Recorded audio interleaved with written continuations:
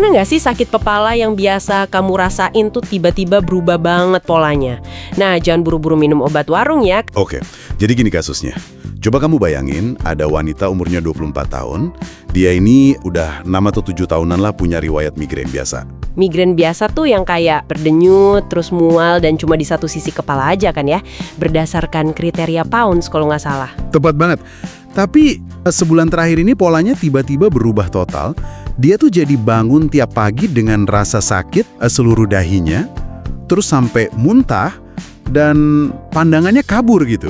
Terus dia mikirnya apa dong? Cuma stres kerja doang kah? Nah, iya. Dia ngiranya cuma stres kerja. Dan jujur aja ini tuh jebakan diagnosis yang sering banget kejadian. Namanya anchoring bias. Sangat gampang buat kita nyalain penyebab yang udah biasa kita alami. Bentar, anchoring bias ya? Berarti ini tuh mirip kayak alarm mobil gitu nggak sih? Kayak kalau alarm mobil kamu biasa bunyi gara-gara ada kucing lewat, terus pas suaranya berubah jauh lebih keras, kamu tetap mikir, paling kucing lagi. Wah, analoginya pas banget itu. Padahal kan bisa aja, kali ini tuh maling sungguhan yang lagi nyongkel mobilnya kan? Bener, bahaya banget ya kalau dokter sampai terjebak dan cuma ngasih obat migrain biasa, padahal ini tuh maling sungguhan. Betul, makanya kita harus kritis. Kenapa sakit kepalanya tuh sangat parah pas pagi hari aja? Coba tebak, pas tidur tuh apa yang terjadi sama napas kita? Melambat nggak sih napasnya kalau kita lagi tidur? Nah, pinter. Secara medis, itu namanya hipoventilasi. Karena nafasnya lambat, jadinya gas pembuangan atau karbon dioksida itu numpuk di dalam darah kita. Terus karena karbon dioksidanya numpuk, tubuh kita ngerespons dong buat nyari udara segar. Iya bener. Otomatis pembuluh darah di otak itu mekar atau vasodilatasi gitu buat nyari suplai oksigen yang bersih. Tunggu. Tapi kan tengkorak kepala kita ini keras banget kayak berangkas besi kan? Dia kan nggak bisa melar sama sekali. Bener, nggak bisa melar. Berarti kalau pembuluh darahnya membesar ini tuh kayak kita niup balon air terus-menerus di dalam berangkas yang kaku itu dong. Wah, pasti tekanannya meledak kan?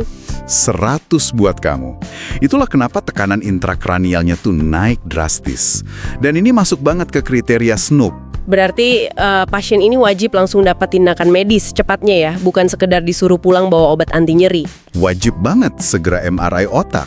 Apalagi tadi kamu ingat kan, dia ada keluhan pandangan kabur juga pas bangun? Iya benar. Itu gara-gara saraf matanya ikut tertekan atau gimana tuh? Tepat. Kondisi itu namanya papiledema. Jadi tekanan cairan di otak tadi neken saraf matanya dari dalam. Kalau kondisinya ini ternyata adalah idiopathic intracranial hypertension atau IIH. IIH itu yang sering kena ke wanita muda itu ya? Biasanya suka dibarengin juga sama telinga yang berdenging, seirama denyut nadi.